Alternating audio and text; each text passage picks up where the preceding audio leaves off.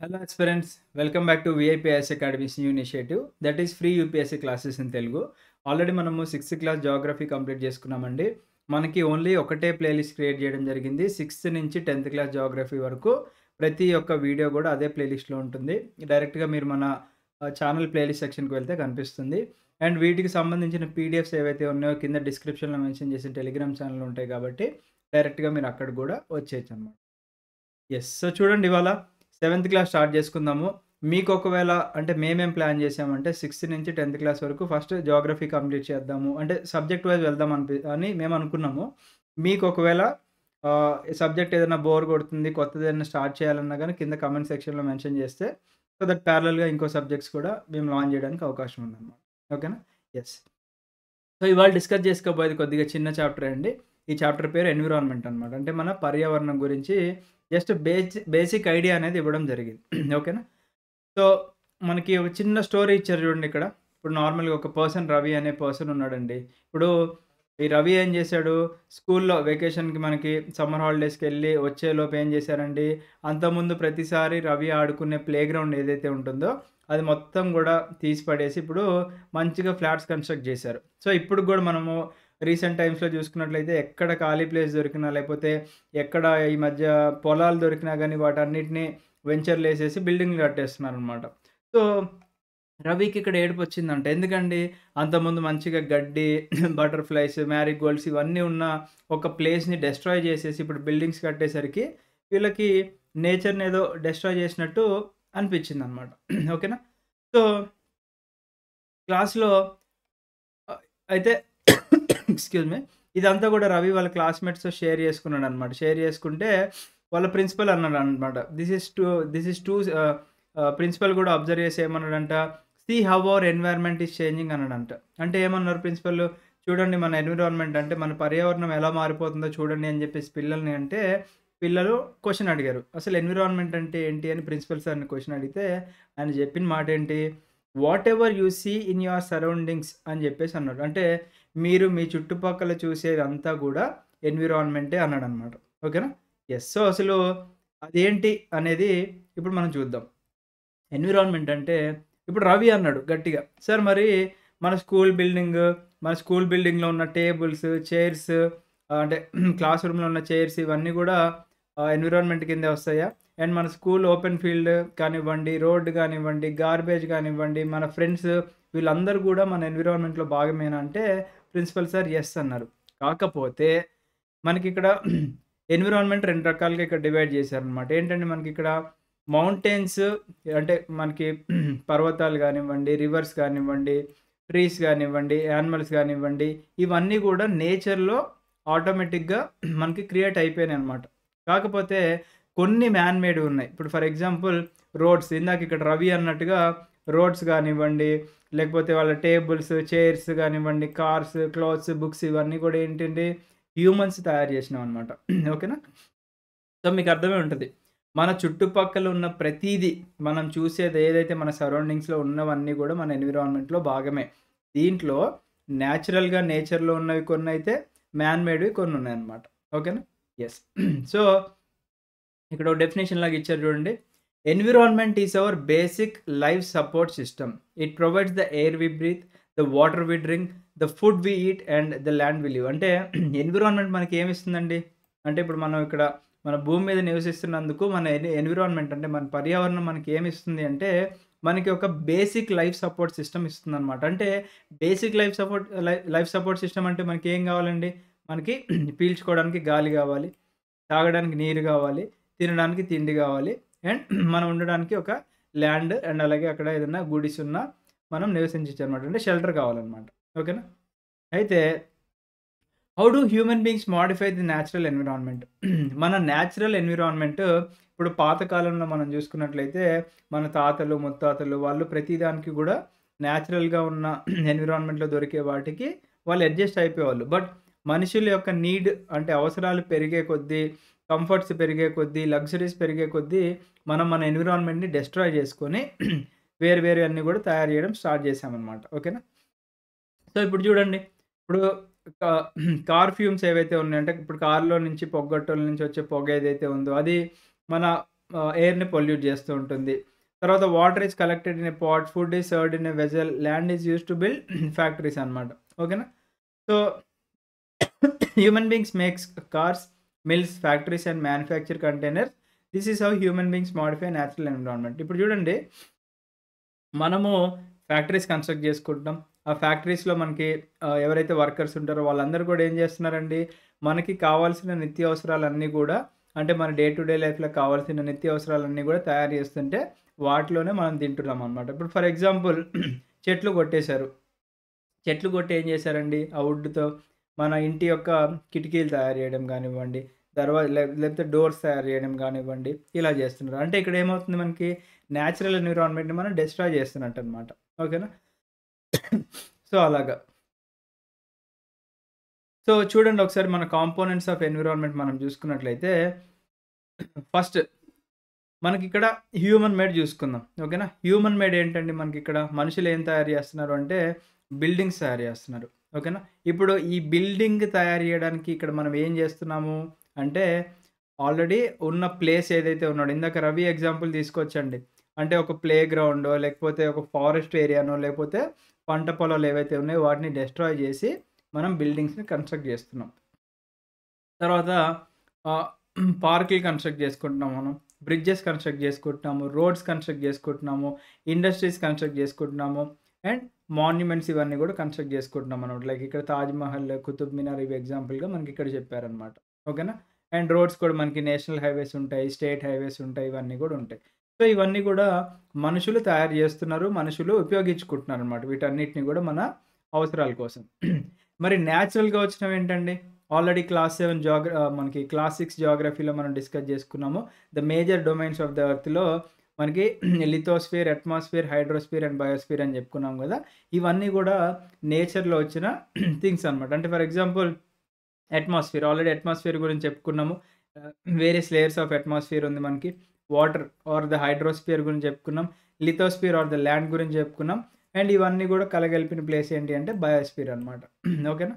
So, this is all about natural environment అనుకోవచ్చు మనం. ఓకేనా? నెక్స్ట్ హ్యూమన్స్ గురించి చూసుకున్నట్లయితే, ఇప్పుడు సొసైటీలో ఇండివిడ్యువల్స్ ఉంటారు. ఫ్యామిలీస్ ఉంటాయి. అండ్ పెద్ద పెద్ద కమ్యూనిటీస్ ఉంటాయి. చిన్న కమ్యూనిటీస్ ఉంటాయి. వేరియస్ రిలీజియన్స్ ఉంటాయి. ఎడ్యుకేషనల్ ఇన్‌స్టిట్యూషన్స్ ఉంటాయి.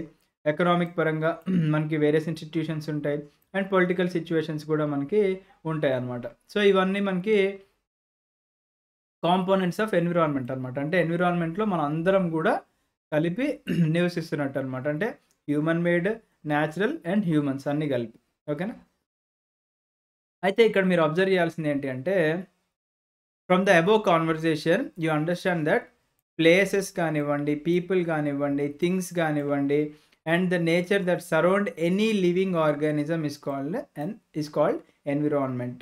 ఓకేనా? అంటే మన ఎన్విరాన్మెంట్ అంటే ఏంటి? ఇప్పుడు ఈ చాప్టర్ యొక్క మీనింగ్ ఏంటండి ఇక్కడ అనేది మనకి ఇక్కడ చెప్తున్నారు. ఓకేనా?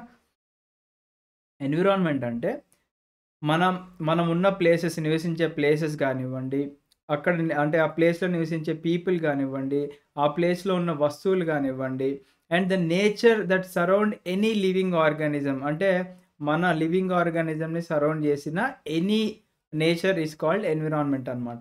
అయితే ఈ ఎన్విరాన్మెంట్‌లో మనకి there is a combination of 2 అనమాట. ఒకటేంటండి, నేచురల్ ఎన్విరాన్మెంట్ అండ్ అలాగే హ్యూమన్ మేడ్ అనమాట. ఓకేనా? నెక్స్ట్ ఏంటి, ఈ నేచురల్ ఎన్విరాన్మెంట్‌లో మనకి బయోటిక్ అండ్ అబయోటిక్ కండిషన్స్ చూస్తాం మన ఎర్త్ మీద. ఇప్పుడు ఎప్పుడైనా గాని మనం చెప్పుకున్నాం, బయో అనే వర్డ్ వస్తే it is related to life అని చెప్పేసి. So, the world of living organisms అంటే ప్లాంట్స్ గానివ్వండి, యానిమల్స్ గానివ్వండి, ఏవైతే ఆహ్, బ్రతుకుతున్నాయో వాటిని బయోటిక్ అంటాం. అబయోటిక్ అంటే ఏంటంటే మనకి the world of non living organisms elements అనమాట. ఫర్ ఎగ్జాంపుల్ ల్యాండ్స్ గానివ్వండి, రోడ్స్ గానివ్వండి, బిల్డింగ్స్ ఇవన్నీ అనమాట. So, there is a difference between biotic and abiotic. ఎప్పుడైనా మనకి ఒక పదం ముందు ఏ అనేది వచ్చిందనుకోండి, that is opposite to the word అని చెప్పుకోవచ్చనమాట. ద గివెన్ వర్డ్ అని చెప్పుకోవచ్చు. ఇప్పుడు బయోటిక్ అంటే బయోలో మనకి లైఫ్ ఉంది. అబయోటిక్‌లో మనకి లైఫ్ అనేది లేదు. అంటే జీవం అనేది లేదనమాట మనకి. ఓకేనా? యెస్. దీనికి సంబంధించిన మనకి ఇంకా పీడిఎఫ్‌లో మంచి మంచి ఇమేజెస్ అయితే పెట్టుకొని చూద్దాం మనం. ఓకేనా? సో, నెక్స్ట్ చూడండి. So, while the Natural environment refers to both biotic and abiotic conditions existing on the earth. Human environment reveals the activities, creations and interactions among human beings అన్నమాట. అంటే మన హ్యూమన్ ఎన్విరాన్మెంట్ ఏదైతే ఉందో మనం ఏం చేస్తామంటే various activities చేస్తాం. Various creations అనేవి మనం చూసుకోవచ్చు. అండ్ అలాగే ఇంటరాక్షన్ కూడా మనకి జరుగుతూనే ఉంటుందన్నమాట హ్యూమన్ బీయింగ్స్‌లో. ఇప్పుడు ఫర్ ఎగ్జాంపుల్ నేను మీకు క్లాస్ చెప్తున్నాననుకోండి. ఇక్కడ నేనేం చేస్తున్నట్టు మీతో ఒక మీడియం త్రూ అంటే నా దగ్గర ఇంటర్నెట్ ఉంది. మీ దగ్గర ఇంటర్నెట్ ఉంది. బట్ మనం దూరంగా ఉన్నప్పటికీ కూడా మనకేంటి ఇంటరాక్షన్ అనేది ఉందన్నమాట. ఓకేనా? అండ్ అలాగే ఇప్పుడు నా పక్కనే మీరున్నారనుకోండి. ఆ ఇంటరాక్షన్ ఇంకా వేరేలాగా ఉంటదన్నమాట. నెక్స్ట్ వచ్చేసి క్రియేషన్స్ అన్నమాట. ఇప్పుడు ఫర్ ఎగ్జాంపుల్ ఏదన్నా కొత్తగా క్రియేట్ చేయడం. ఫర్ ఎగ్జాంపుల్ నేను మీకోసం వీడియో చేసిస్తున్నాను అంటే I'm creating something for you all. ఓకేనా? అలాగా. సో, ఈ ఎన్విరాన్మెంట్ అనే పదం ఎక్కడి నుంచి వచ్చింది అంటే ఇది ఒక ఫ్రెంచ్ పదం అన్నమాట. ఎన్విరానర్ అనే పదం నుంచి వచ్చింది. Which is neighbourhood. ఓకేనా? ఎన్విరానర్ అనే పదం యొక్క మీనింగ్ ఏంటంటే ఫ్రెంచ్‌లో నైబర్‌హుడ్ అన్నమాట. ఓకేనా? సో, ఇక్కడ చెప్పుకున్నట్టుగా మనం ఏం చెప్పుకున్నామండి? ఎన్విరాన్మెంట్‌లో మనకిక్కడ న్యాచురల్ ఎన్విరాన్మెంట్‌లో బయోటిక్ అండ్ అబయోటిక్ అని చెప్పుకున్నాం కాబట్టి అసలు న్యాచురల్ ఎన్విరాన్మెంట్ అంటే ఏంటో ఒకసారి చూద్దాం మనం. ఓకేనా? యెస్. సో, న్యాచురల్ ఎన్విరాన్మెంట్ ఇక్కడ ఈ పదంలోనే మనకు తెలుస్తుందండి. న్యాచురల్‌గా ఉన్న అంటే మనం తయారు చేసింది కాదు. మనం తయారు చేసింది కాకుండా ఉన్నవేమండి? ఇప్పుడు భూములున్నాయి, ల్యాండ్స్ ఉన్నాయి, వాటర్ ఉంది, ఎయిర్ ఉంది, ప్లాంట్స్ ఉంది, యానిమల్స్ ఉన్నాయి. ఇవన్నీ కూడా they comprise the natural environment అన్నమాట. ఓకేనా? And you are familiar with the meaning of lithosphere, hydrosphere, atmosphere and biosphere already major domains of the earth అనే చాప్టర్‌లో మనం డిస్కస్ చేసుకున్నాం కాబట్టి ఇంకా some other facts related to environment మనం ఈ చాప్టర్‌లో డిస్కస్ చేసుకోబోతున్నాం. ఓకేనా? యెస్. ముందుగా లిథోస్ఫియర్ ఎక్స్‌క్యూజ్ మీ. ముందుగా లిథోస్ఫియర్ గురించి డిస్కస్ చేసుకుందామండి.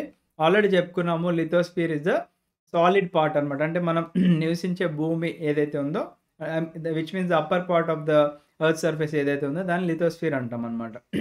So, lithosphere is a solid crust or the hard top layer of the earth. ఇప్పుడు మనం చెప్పుకున్నట్టుగానే it is made up of rocks and minerals and covered by a thin layer of soil. అంటే మన lithosphere ఏదైతే మనం ఇప్పుడు మనం నివసించే భూమి మీద ఏమున్నాయండి మనకి? మనం రాళ్ళు చూస్తూ ఉంటాం.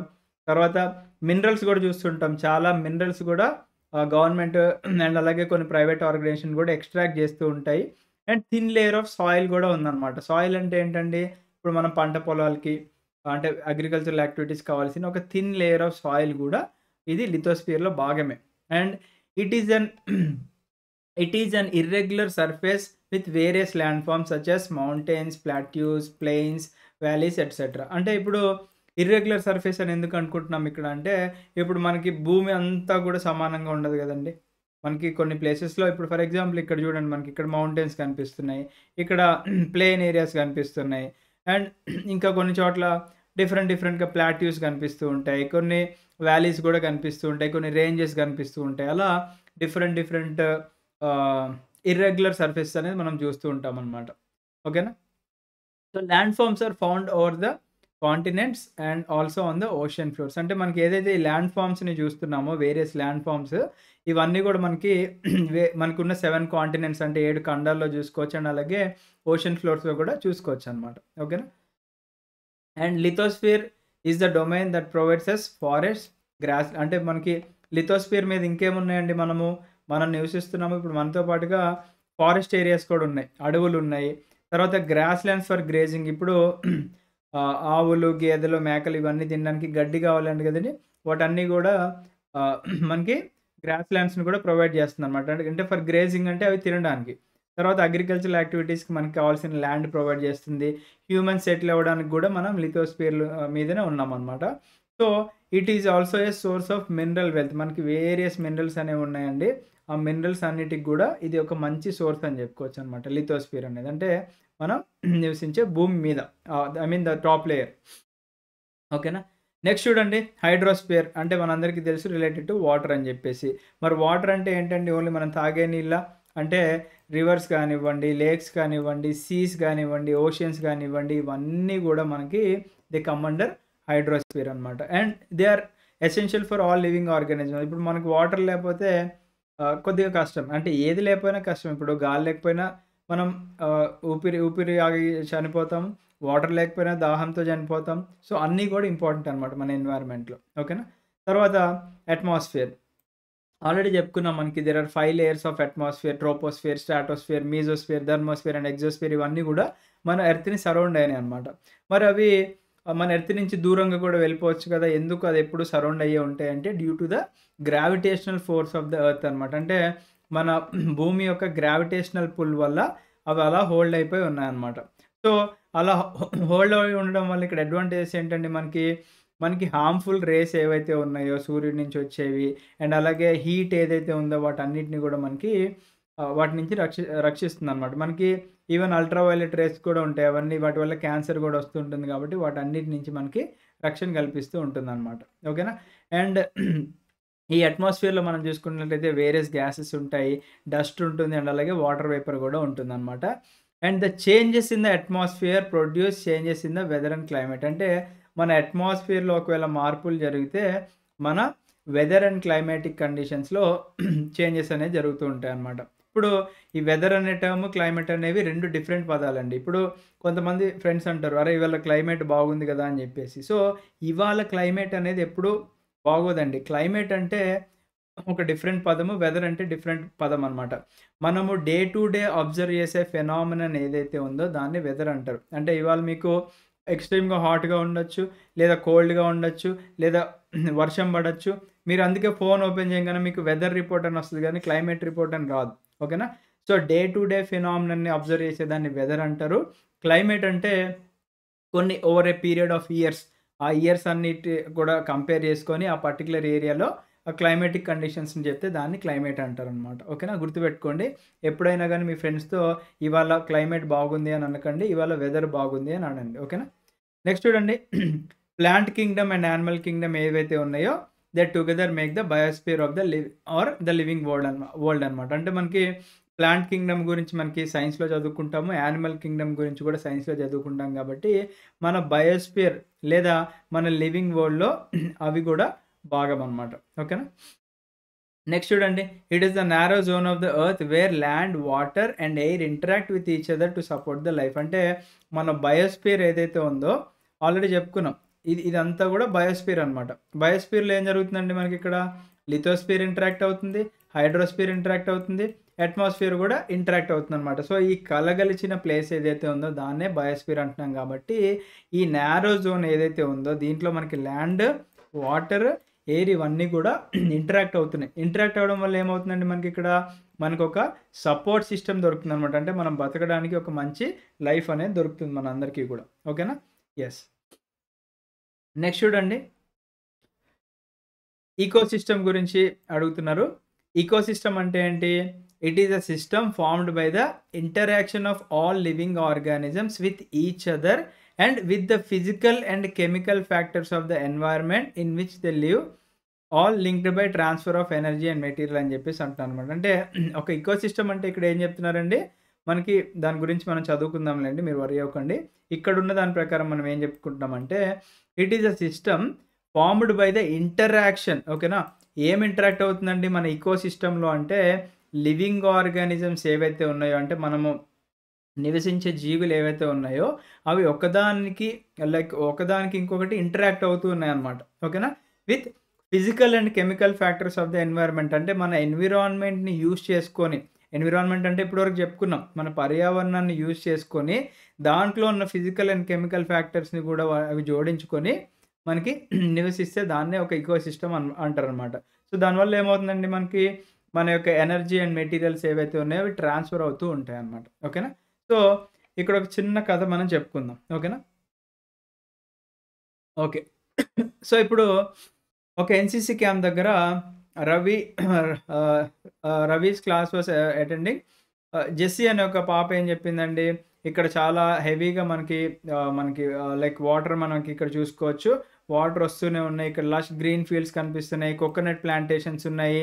అది ఇది అని చెప్తుందనమాట. ఓకేనా? అంటే జెస్సీ అనే పాప ఎవరైతే ఉన్నదో షీ బిలాంగ్ టు కేరళ. ఇప్పుడు మన కేరళలో చూసుకుంటే ఏంటండి, ఎక్కడ చూసినా మనకి బోట్లు కనిపిస్తుంటాయి. మనకి వాటర్ వేస్ కనిపిస్తూ ఉంటాయి. కోకోనట్ ప్లాంట్స్ ఇవన్నీ కూడా కనిపిస్తూ ఉంటాయన్నమాట. అయితే మరి అన్ని స్టేట్స్‌లో ఒకేలాగా ఉండవు. ఇప్పుడు కేరళలో ఉన్నట్టుగా మనకి ఆహ్, త తెలంగాణలో ఉండదు. తెలంగాణలో ఉన్నట్టు కేరళలో ఉండదు కాబట్టి, అలాగే రాజస్థాన్‌లో జైసల్మేర్‌కి చెందిన ఒక పాప ఇక్కడ హీరా అనే ఒక పాప ఉందనమాట. హీరా ఏం చెప్తుంది? మాకసలు వర్షాలే సరిగ్గా పడవు. మేమెక్కువగా కూడా కీకర్ అండ్ శాండ్‌నే చూస్తాము అని జెప్పేసి అంటుందనమాట. సో, కీకర్ అంటే ఏంటంటే థార్నీ అంటే ముల్లులు కలిగిన ప్లాంట్స్ ఎక్కువ చూస్తూ ఉంటాం మేము. అండ్ అలాగే మాకెప్పుడు గూడా మేము ఇసుకలోనే నివసిస్తూ ఉంటాము. కాకపోతే మా దగ్గర క్యామెల్స్ ఉంటాయి అని జెప్పేసి అందనమాట. సో, యూజువల్లీ మనం క్యామెల్స్ ఎక్కువ ఎక్కడ చూస్తామండి? డెజర్ట్ ఏరియాస్‌లో చూస్తాము. క్యామెల్స్ గూడా చాలా డేస్ వరకు గూడా వాటర్ స్టోర్ చేసుకుంటాయన్నమాట వాటి యొక్క హంప్‌లో. ఓకేనా? సో, హీరా అంటుంది. క్యామెల్సే గాదండి మా దగ్గర ఇంకా స్నేక్స్ ఉంటాయి. ఇప్పుడు డెజర్ట్‌లో మనకి స్నేక్స్ ఉంటాయి, లిజర్డ్స్ ఉంటాయి అండ్ అలాగే చాలా ఇన్సెక్ట్స్ కూడా అక్కడ నివసిస్తూ ఉంటాయి అంటే రవి వండర్ అయ్యాడు. Why do the animals, the vegetation and the way people live vary from place to place అని జెప్పేసి. అంటే ఇప్పుడు డెజర్ట్ ఏరియాస్‌లో ఉన్నవి లైక్ మన దగ్గర ఉండకపోవచ్చు. అంటే అవి ఆ పర్టిక్యులర్ క్లైమాటిక్ కండిషన్స్‌కి అలవాటు పడిపోయి ఉంటాయి కొన్ని హండ్రెడ్స్ ఆఫ్ ఇయర్స్ నుంచి కాబట్టి, కొత్త ప్లేస్‌కి తీసుకొస్తే వాటికి ఇబ్బందిగా ఉంటుందనమాట. ఇప్పుడు ఫర్ ఎగ్జాంపుల్ మనకి రీసెంట్ టైమ్స్‌లో ఆఫ్రికా నుంచి చీతాస్ తెచ్చాం ఇండియాలో. సో, ఆఫ్రికా నుంచి తెచ్చిన చీతాస్ అన్నీ ఔట్ అయిపోయినాయన్నమాట. ఎందుకంటే ఇప్పుడు ఆఫ్రికాలో ఉన్న క్లైమాటిక్ కండిషన్స్‌కి, ఇండియాలో ఉన్న క్లైమాటిక్ కండిషన్స్‌కి చాలా తేడా ఉంది కాబట్టి, అవి బ్రతకలేక చనిపోయినాయన్నమాట. ఓకేనా? సో, దాని గురించి చూద్దాం. ఇంకా ఇన్ఫర్మేషన్ ఏముందో చూద్దాము. సో, టీచర్ ఏమన్నాడు? ఓహ్! యెస్. వెరీ మచ్ సో అని చెప్పేసి రిప్లై ఇచ్చారన్నమాట. అంటే all plants, animals, human beings depend on their immediate surroundings. అంటే ఇప్పుడు ఫర్ ఎగ్జాంపుల్ అంటే ప్లాంట్స్ గానివ్వండి, యానిమల్స్ గానివ్వండి, హ్యూమన్ బీయింగ్స్ గానివ్వండి, మన ఇమ్మీడియేట్ సరౌండింగ్స్ ఏవైతే ఉన్నాయో వాటికి మనము వాటి మీద డిపెండ్ అవుతామనమాట మనం. ఇప్పుడు ఫర్ ఎగ్జాంపుల్ మనము సౌత్ ఇండియా నుంచి నార్త్ ఇండియా వెళ్ళాం. For example Jammu and Kashmir అక్కడికి వెళ్ళామనుకోండి. అక్కడ ఎప్పుడు గూడా మంచుతో కూడింది బాగా చలి ప్రాంతం అనమాట. సో, మనము ఇక్కడ యావరేజ్ టెంపరేచర్స్ అన్నిటికి అంటే లైక్ 35 ఆర్ 50 డిగ్రీస్ వరకు గూడా మనం ఎక్స్‌పీరియన్స్ చేసిన సమ్మర్స్ ఉన్నాయి. అండ్ ఎప్పుడు గూడా కొద్దిగా మోడరేట్ వెదర్ కండిషన్స్ చూసే మనము సడెన్‌గా చలిగా ఉన్న ప్రదేశాలకు వెళ్లి అక్కడ అడాప్ట్ అవ్వాలంటే కొద్దిగా టైం పడుతుందనమాట. ఓకేనా? సో, అక్కడికి వెళ్ళి అలవాటైతే అక్కడేమవుతుందండి, మళ్ళీ అక్కడ చుట్టుపక్కలున్న ప్లాంట్స్, అక్కడున్న యానిమల్స్, అక్కడున్న హ్యూమన్ బీయింగ్స్ ఎవరైతే ఉన్నారో, ఆ సరౌండింగ్ ఎన్వైర్న్‌మెంట్‌కి అడాప్ట్ అవుతూ ఉంటారనమాట. ఓకేనా?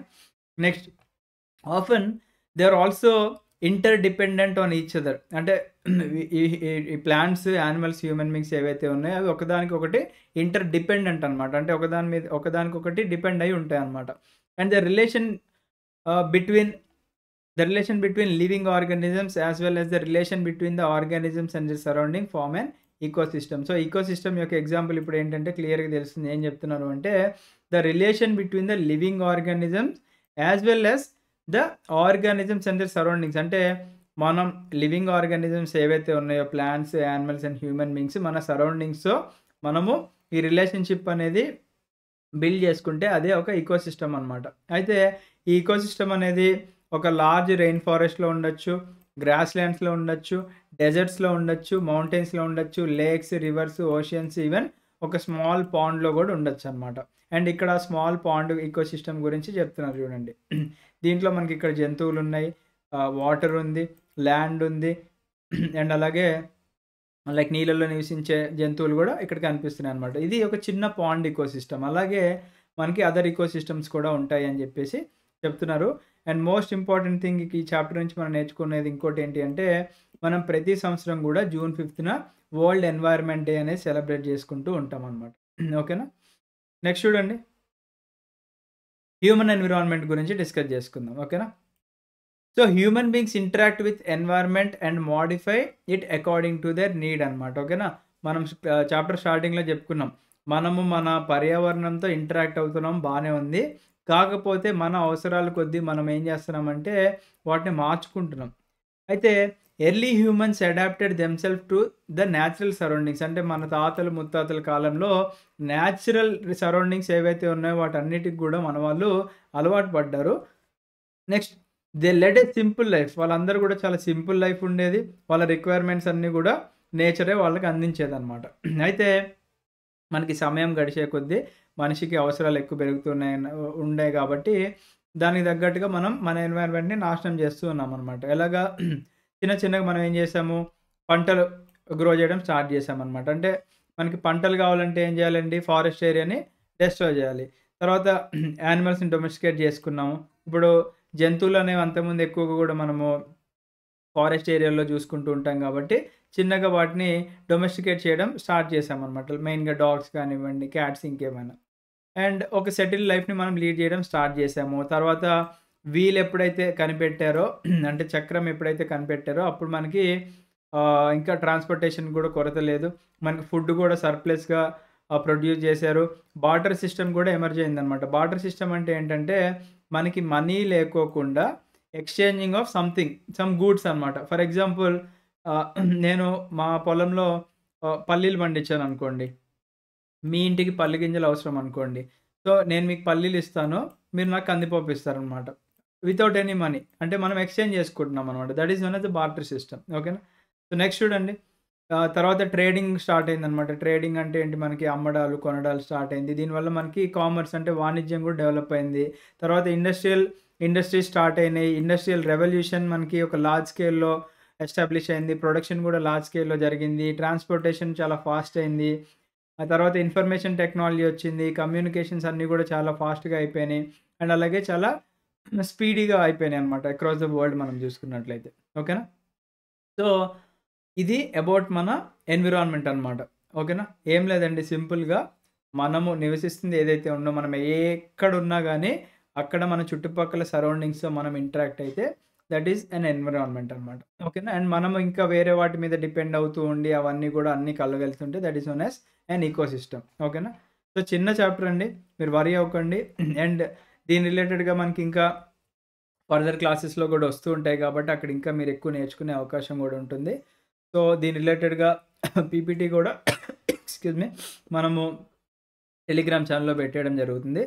So, thanks for waiting. మీకు ఇంకా ఏమన్నా క్వెరీస్ ఉంటే కింద కామెంట్ సెక్షన్‌లో కామెంట్ జేయండి. కొత్త సబ్జెక్ట్ ఏదైనా ఇంట్రెస్ట్ ఉన్నా గానీ కామెంట్ సెక్షన్‌లో కామెంట్ జేయండి. సో దట్ మేము గూడా కొత్త సబ్జెక్ట్ స్టార్ట్ జేయడానికి అవకాశం ఉంటుందన్నమాట. ఓకేనా? So, thank you everyone. Have a great day. జై హింద్.